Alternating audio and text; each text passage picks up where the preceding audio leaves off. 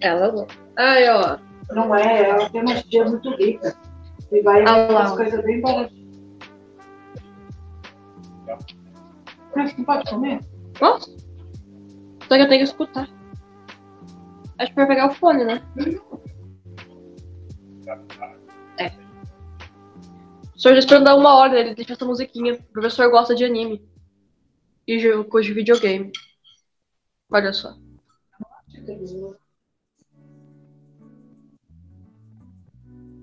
Vou deixar a senhora aqui debaixo da marquise, daí tô vindo aqui.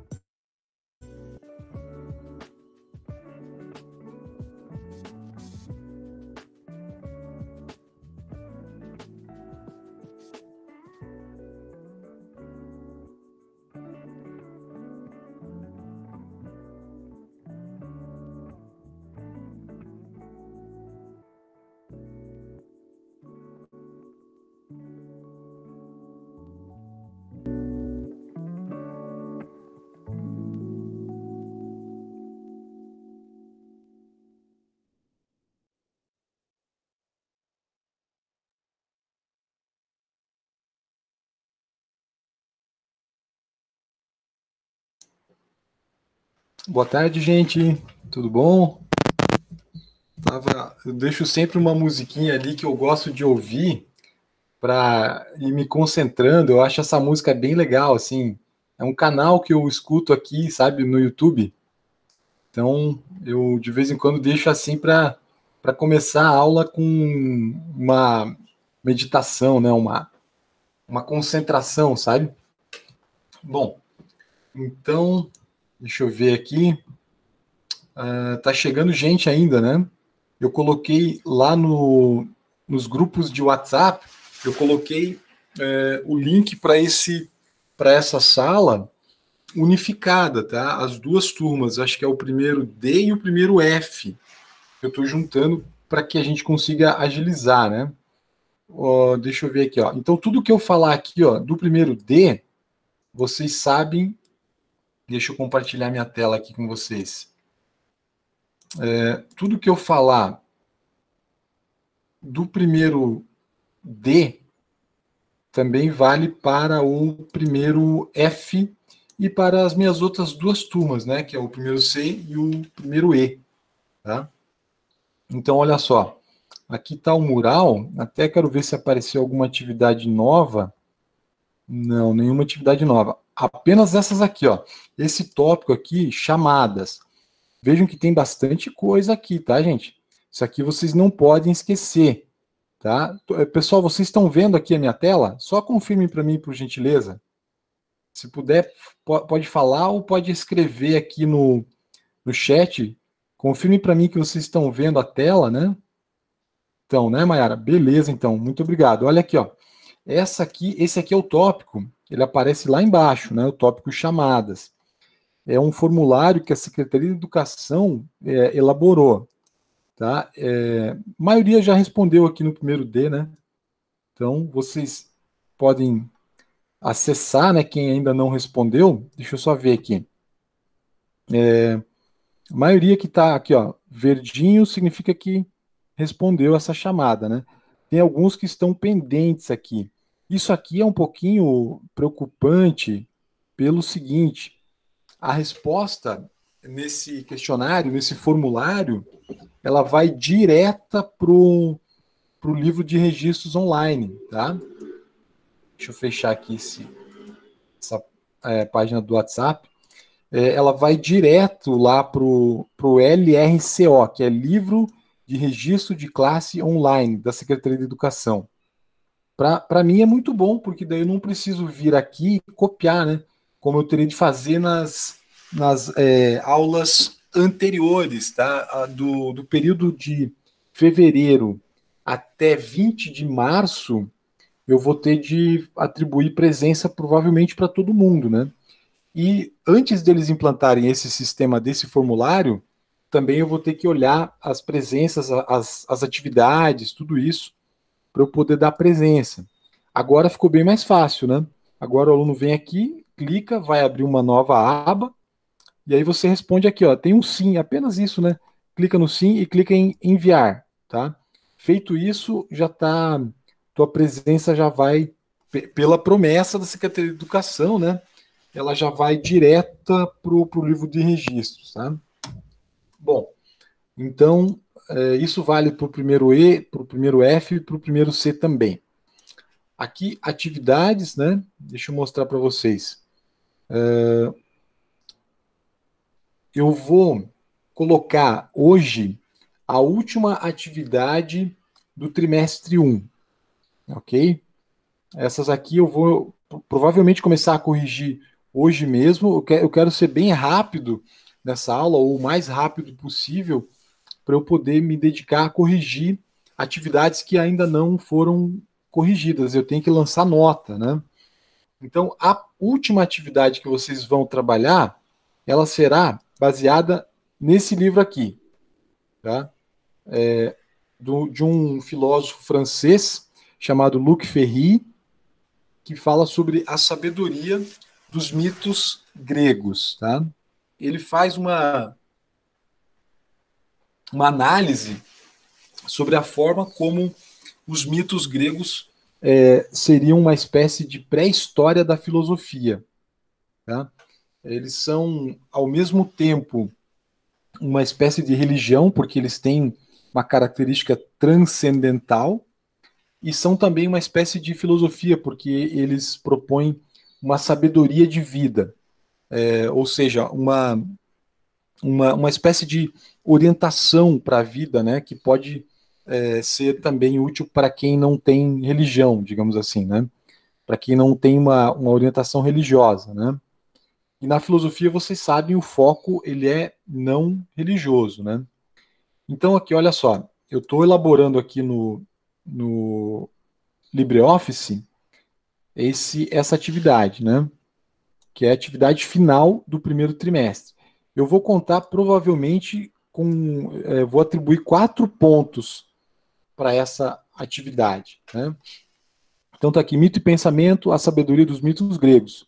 Escreva um resumo do texto do filósofo Luc Ferry abordando os seguintes tópicos.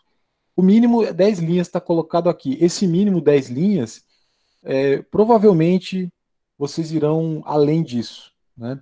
Acho muito difícil que alguém faça tudo isso aqui só com 10 linhas, né? Que tem vários tópicos, então, se contar, sei lá, 2 tópicos para cada linha, nós já teremos aí 40 linhas escritas, né? Mais até. Eu vou, então, abordando aqui, para vocês, digamos assim, já irem pensando, né?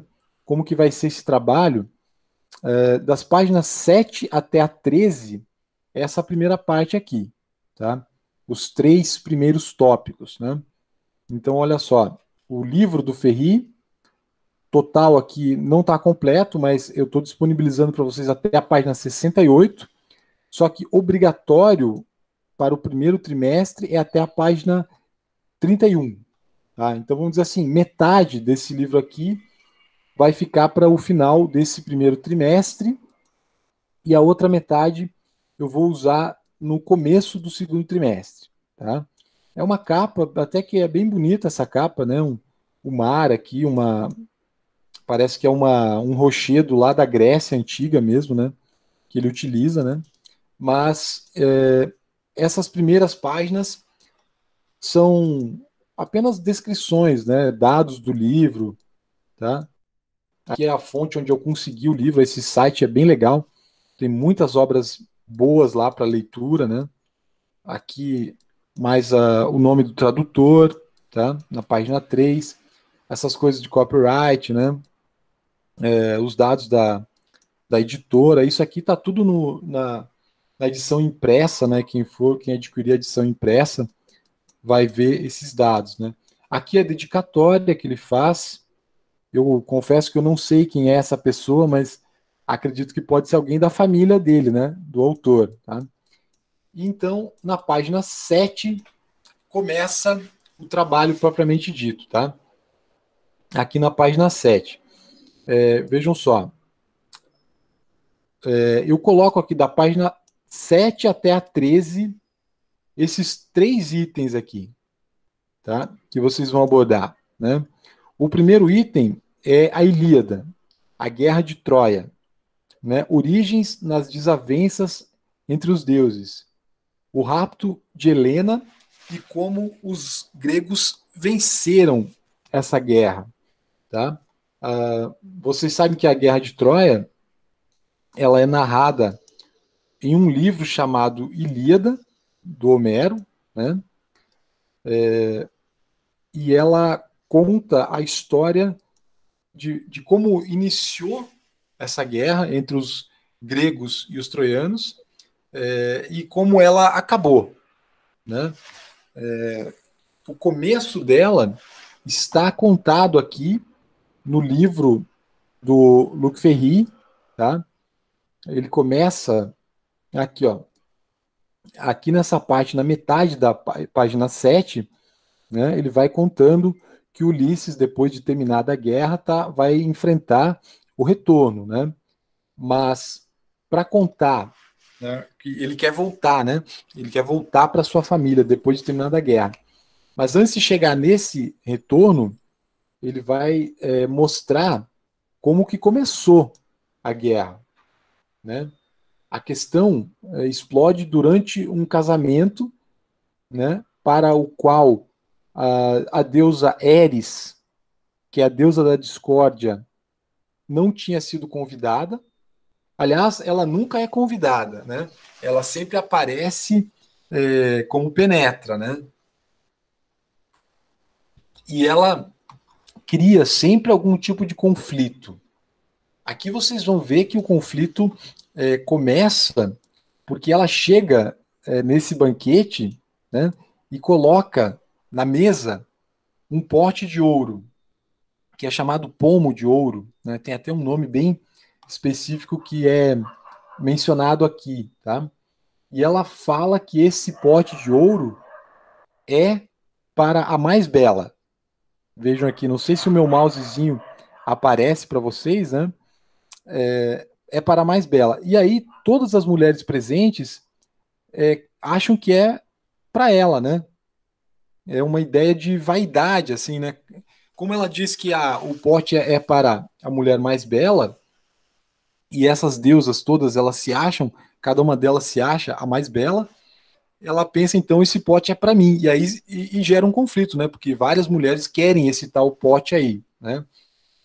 E isso vai se refletir na maneira como a solução encontrada para decidir quem fica com o pote, isso vai se refletir entre os humanos, né? Elas convocam um humano para decidir, né, para escolher entre elas quem é a mais bela. E esse humano é Paris, e ele escolhe Afrodite, né? E depois, como ele escolheu Afrodite, ele acaba adquirindo, vamos dizer assim, os dons, né, que a deusa possui, que são os dons da sedução, né? E assim ele acaba seduzindo uma mulher que é Helena, né? Ele acaba seduzindo Helena. E Helena é casada com Menelau, o rei da cidade de Esparta. Tá? E ele sequestra Helena. Então observem que um conflito que começou na esfera dos deuses, né, um banquete entre os deuses lá, termina por resultando numa disputa entre os humanos, né? Porque aí as deusas que não ganharam, né, não foram escolhidas, elas ficam do lado de Menelau, né? Enquanto Afrodite fica tentando defender o Paris, né? Tem inclusive o filme que eu já mencionei em sala de aula para vocês, que é Troia, né? Em que essa parte da guerra ela é retratada, né? Então, olha só, né? Isso aqui é referente a esse primeiro tópico, né? Depois o retorno de Ulisses, tá? O texto vai seguir aqui, né? Com toda a guerra que acontece, a maneira pela qual o Ulisses consegue depois vencer a guerra, o chamado presente de grego, né? Ele cria um cavalo, que é um cavalo gigante de madeira, e deixa na frente das muralhas dos troianos. Os troianos pensam que é um presente, colocam para dentro de suas muralhas, e à noite os gregos matam todo mundo dormindo ali, né? Então, Ulisses que criou esse estratagema para vencer a guerra.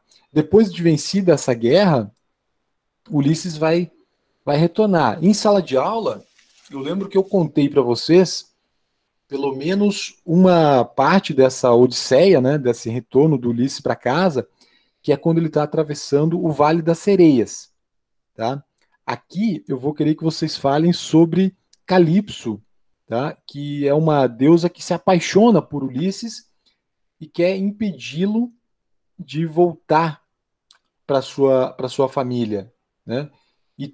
E é citado também, mais para frente um pouquinho, a história de Aurora, aqui.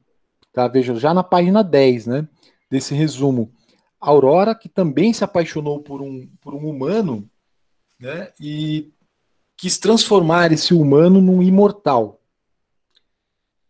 Só que, quando ela pediu a Zeus que o transformasse num imortal, ela esqueceu de dar a ele a juventude eterna. Então ele vai ficando cada vez mais velho, né? E com isso acaba se transformando num, num corpo bastante decrépito, né? Pelo passar do tempo, né? Dos anos. Calypso tem ela sabe dessa história, então ela sequestra Ulisses e promete a ele a vida eterna e a juventude, né? Mas mesmo assim, Ulisses não aceita, porque ele não se sente bem enquanto ele não voltar para sua família, né? Para a mulher dele que ele ama e para os filhos dele que ele ama também, né? Mesmo tendo toda essa promessa, né, de vida eterna e de juventude eterna, tá? Isso aqui, então, tá lá pela página 10, tá, gente? Da página 7 até a 13 vai essa primeira partezinha aqui.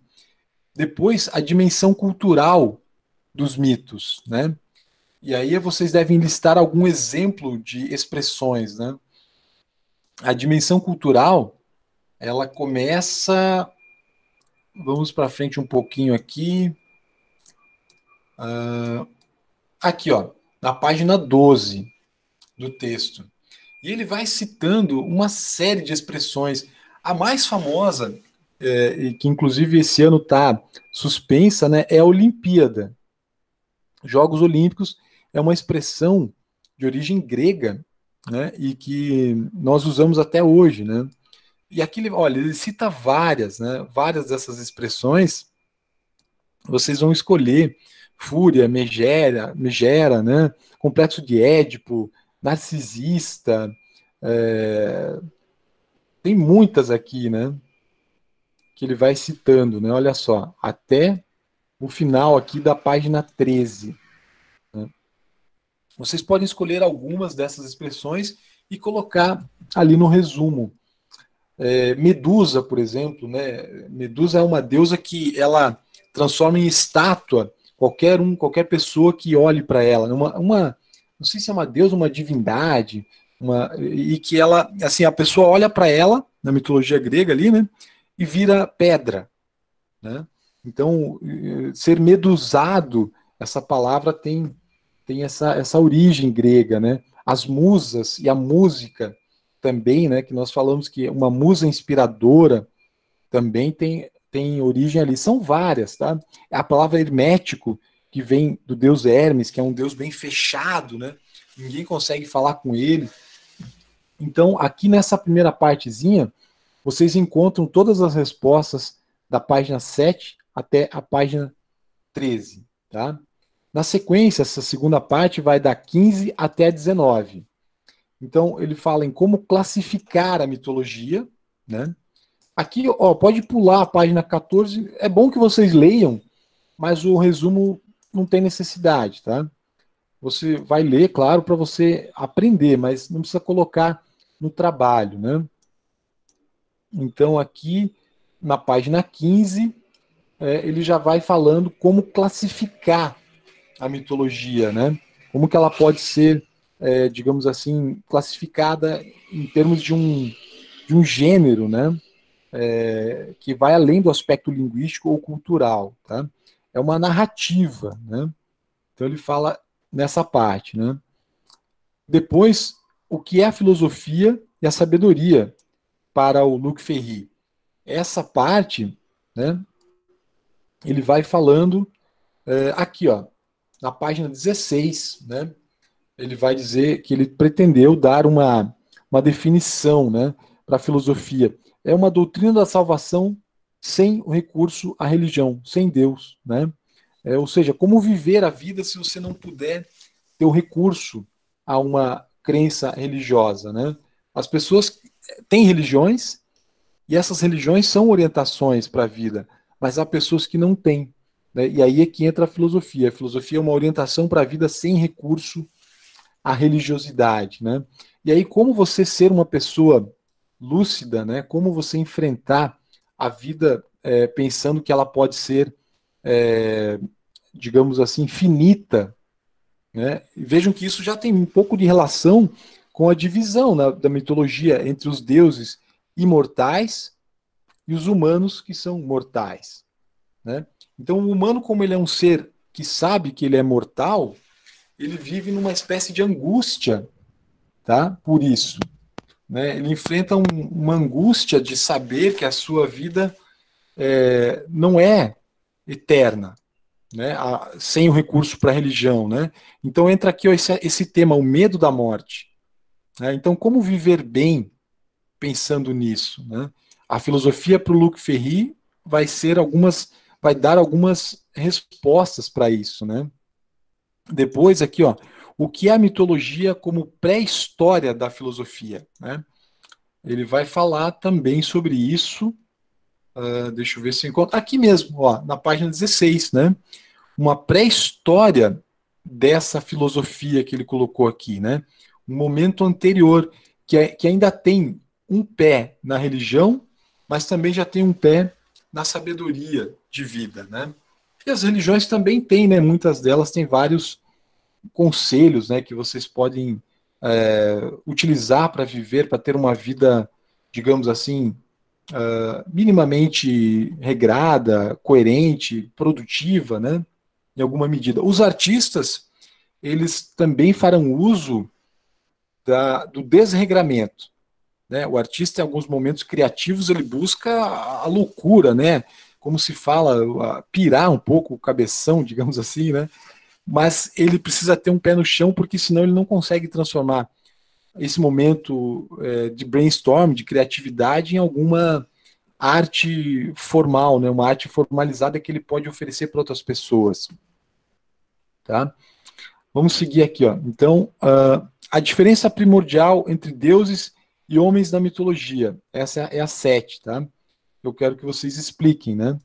Ele vai falar disso um pouquinho para frente aqui. né? Deixa eu ver.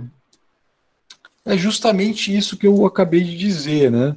Que os homens enfrentam a finitude e os deuses não, né? Os deuses são imortais, né? Enquanto os homens são mortais. Deixa eu só ver se eu encontro aqui precisamente onde é que está essa resposta.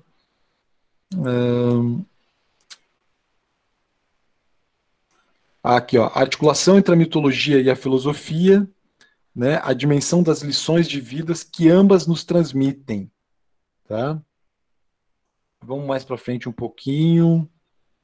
Deixa eu ver, parece que entrou alguém aqui. Ah, sim. Pronto, já autorizei a entrada ali, né? Então, essa questão, essa pergunta aqui, tá? A diferença primordial, ela pode ser encarada dessa maneira, né? Para os humanos, a vida não é eterna, tá? Vocês terão de procurar, eu não estou encontrando isso aqui precisamente agora, mas deve estar em algum ponto dessa parte do texto, né? Para nós, a vida ela é finita, né? Aqui, ó, temos consciência de que vamos morrer, temos consciência de que a nossa vida não é infinita. Então, isso nos leva a pensar de que maneira nós lidamos com ela, né? E de que maneira lidamos com aqueles que amamos, nossos pais, irmãos, irmãs, nossos conterrâneos, nossos vizinhos, né, as pessoas de um modo geral, né? Isso nos leva a uma, digamos assim, a ter que dar respostas diferentes do que dá um Deus, né? Um Deus não tem não está diante desse problema porque o tempo para ele é infinito, né? Ele não tem que pensar nisso, tá? Então, mais ou menos por aí é a explicação que eu quero, né? Aqui, na 8, isso tudo da página 15 a 19, tá? Quais as duas maneiras, segundo Hannah Arendt, que é uma filósofa muito importante, tá? Adotadas pela cultura grega para. Deixa eu só arrumar isso aqui. Quais são, né? Adotadas pela cultura grega para lidar com a finitude da vida, ou seja, com a morte, né? E tem que explicar, tem que responder e explicar, né? Vamos encontrar aqui, ó, aqui, no meio da página 18, tá? É bom vocês depois até anotarem isso, se vocês quiserem, porque vai ajudar o trabalho, tá? Hannah Arendt explica, né, que a cultura grega ela pensou sobre isso de duas maneiras, tá? Primeiro, pode-se responder assim: a gente tem nossos filhos, nossa família. É uma forma de enfrentar a morte, né? Porque o avô morre, mas o filho permanece, o neto permanece, o bisneto permanece, né? Isso seria uma primeira maneira de pensar. Assim, os nossos descendentes, eles levam a nossa memória para frente, né? Essa é uma maneira, mas ela é limitada também, né? E aqui ela vai falando que o próprio Aquiles tem uma conversa sobre isso, né? Tem uma conversa sobre isso em que ele afirma que ele preferia continuar vivendo uma vida simples, né, do que ter uma vida heróica, né? Então o texto aqui vai citando isso, né? Tétis, que é a mãe de Aquiles, eu contei isso em sala de aula, né? Quando Aquiles nasceu, ela segurou a criança pelo calcanhar e mergulhou ele no mar, né? E com isso, ao mergulhá-lo no mar, ela transformou Aquiles num deus, né? Deixa eu só ver uma coisinha aqui. Parece que tem um áudio que está vazando, mas eu não sei se é de alguém aqui. Não, acho que não, né? Bom, vocês estão me ouvindo normal ainda, né, gente? Deixa eu ver se tem alguma questão aqui. Tudo normal, né? Bom, Se tiver algum problema, me avisem, tá?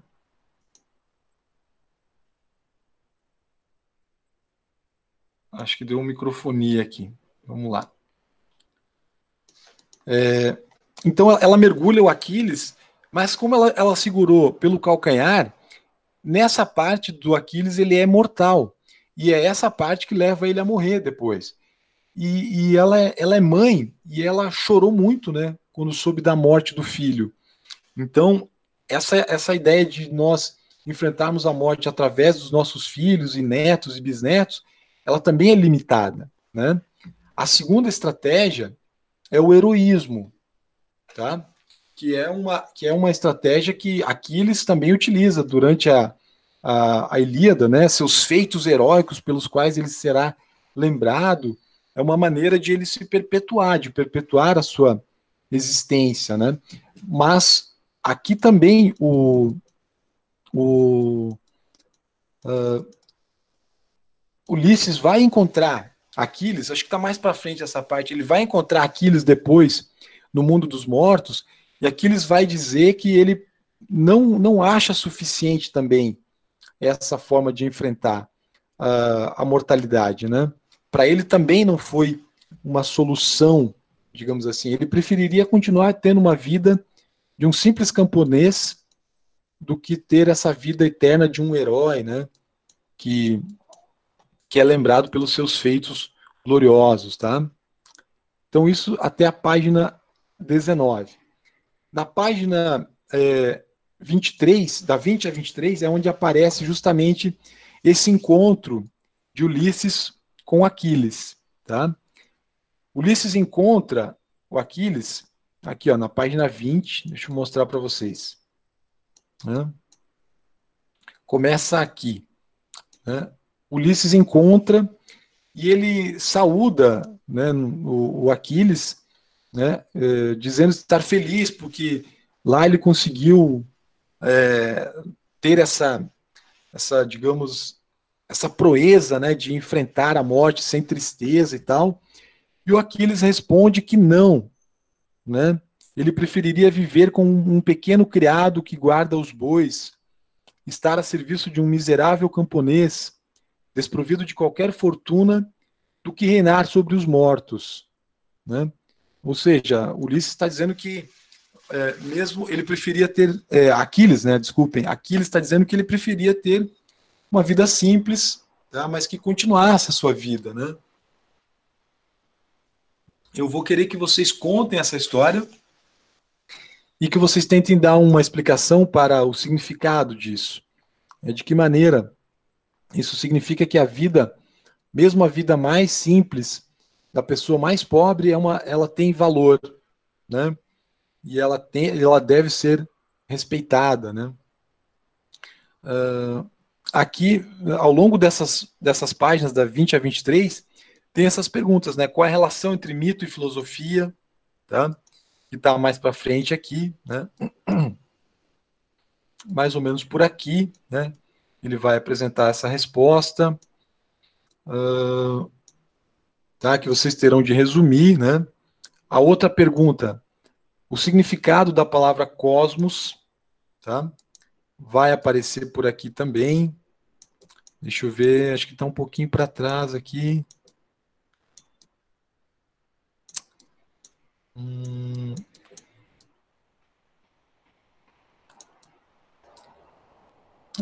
Tá nessa, aqui, ó, né? Em concordância com o cosmos.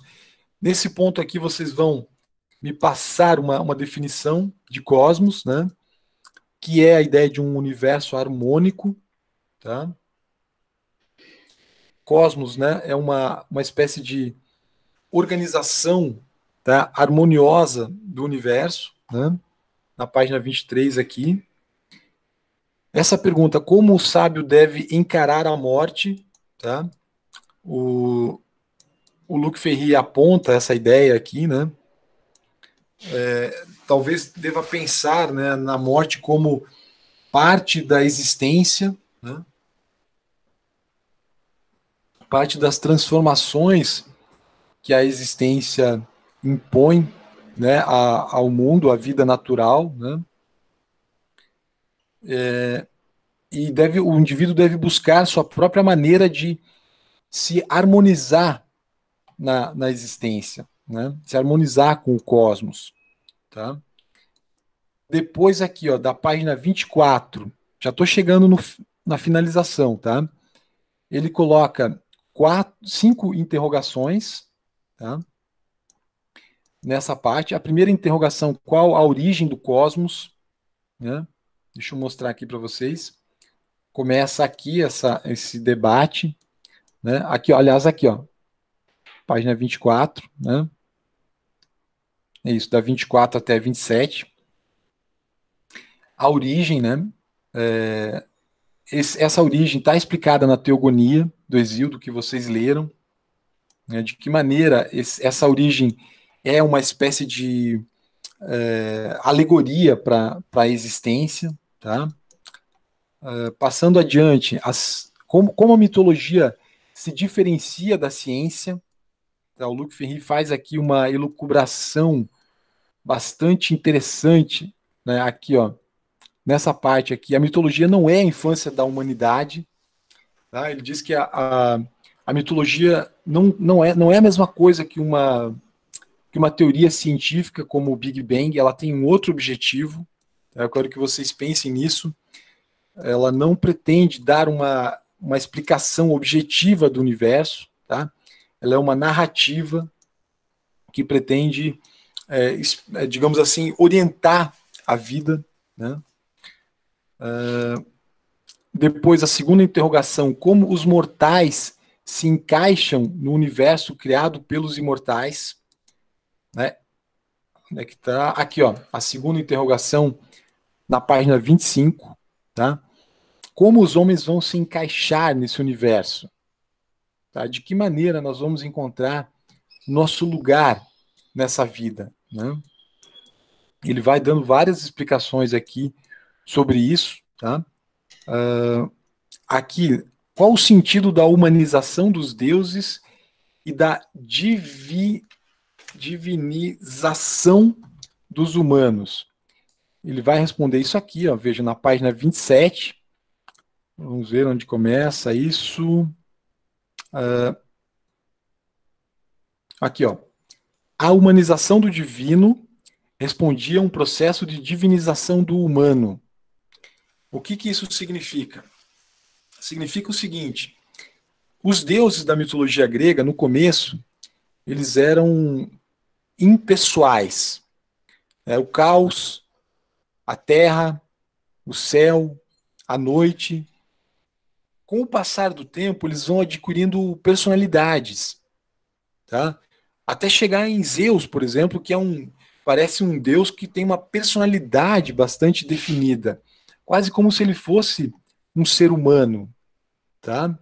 E o outro lado também, os humanos vão se divinizando, ou seja, eles vão se tornando heróis quase divinos, tá? Então é como se fossem duas pontas que vão rumando para um meio termo.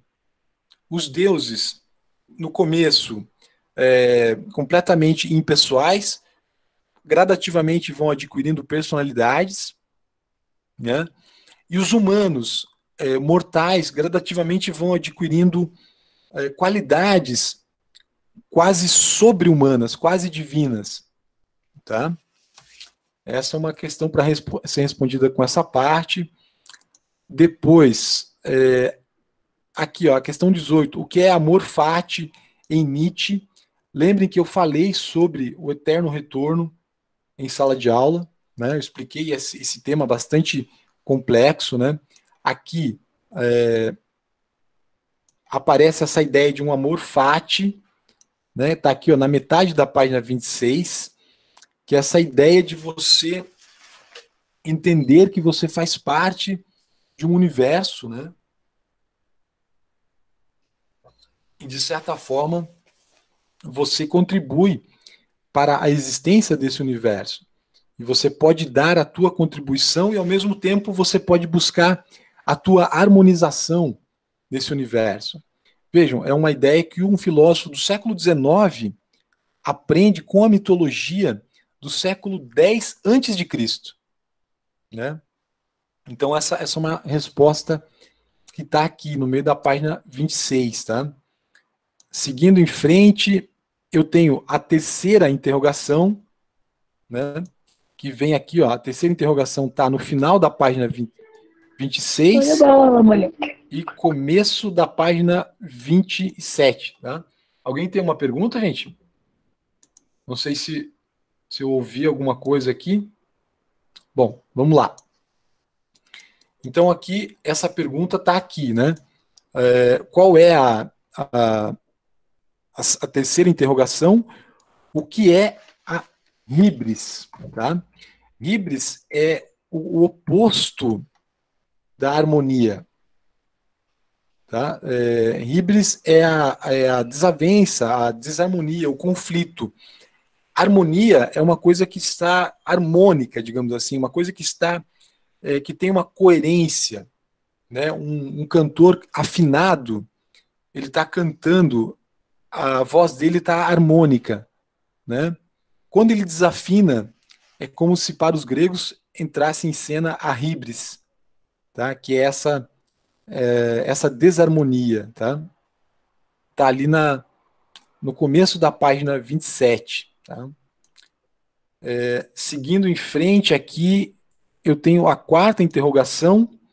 Quem são os seres intermediários que lutam contra as forças renascentes do caos?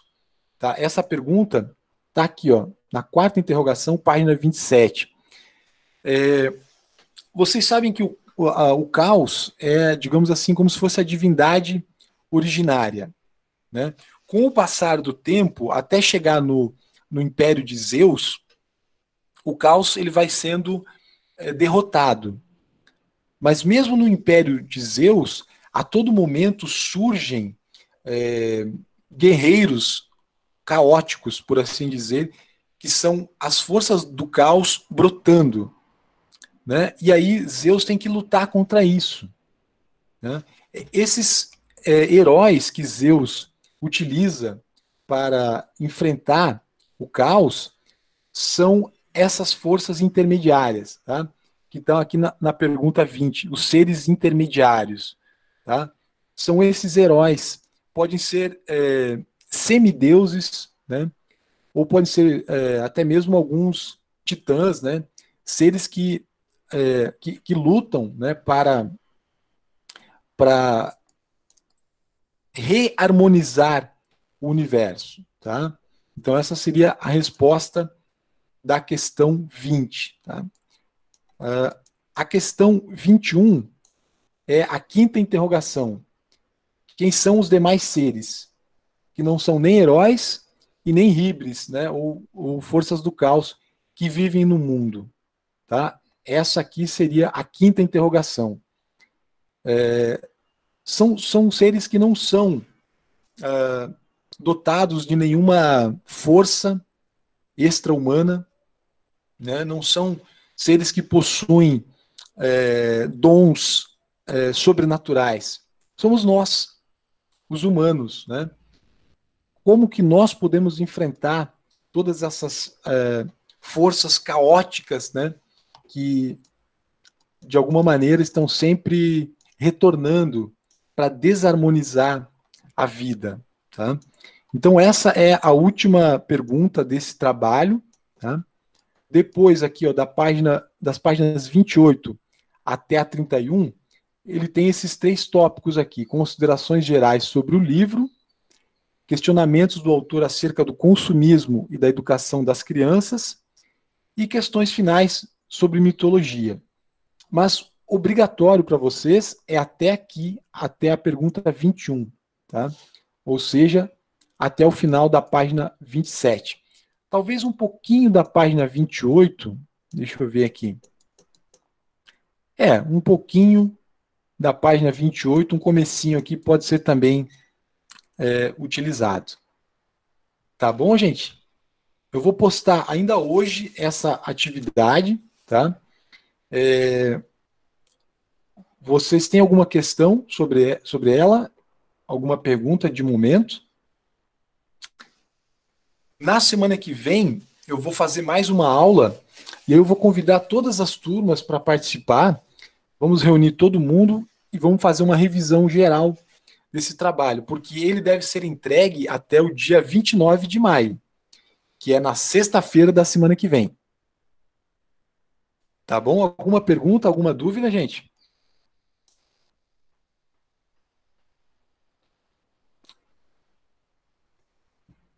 Só voltando aqui, então, e para o final, deixa eu ver aqui, ó, a parte 2, né, desse texto, se vocês já quiserem ir lendo, eu vou cobrar no segundo trimestre, tá? No começo do segundo trimestre. E vai ser a partir daqui, ó, da página 34 em diante, tá? Daí da 34 até o final. Vocês já podem ir lendo isso aqui, tá? Que vai ser daí matéria do começo do segundo trimestre. Mas não precisa fazer resumo disso aqui agora, tá? Somente até aquela página onde pede a atividade. Obrigatoriamente até a página 27. Então, da página 7 até a 27. São 20 páginas no total. A 14 não tem nada importante, não precisa, pode pular, né, para o resumo. É bom ler, mas não precisa resumir. Então, vai da 7 até o final. O comecinho da 28 tem alguma coisinha que pode ser usado também, mas não é obrigatório. Beleza, meus queridos?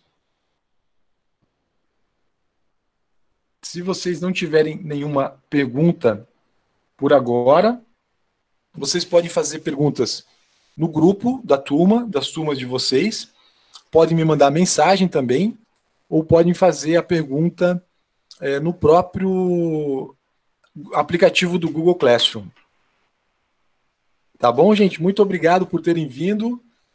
Na terça-feira, já deixa marcado esse horário, para todo mundo se reunir aqui e fazer uma revisão geral. Tá bom? Terminei bem na hora em que começou a chuva. Um abração para todos, pessoal. Tchau, tchau. Muito obrigado, gente. Tchau, tchau.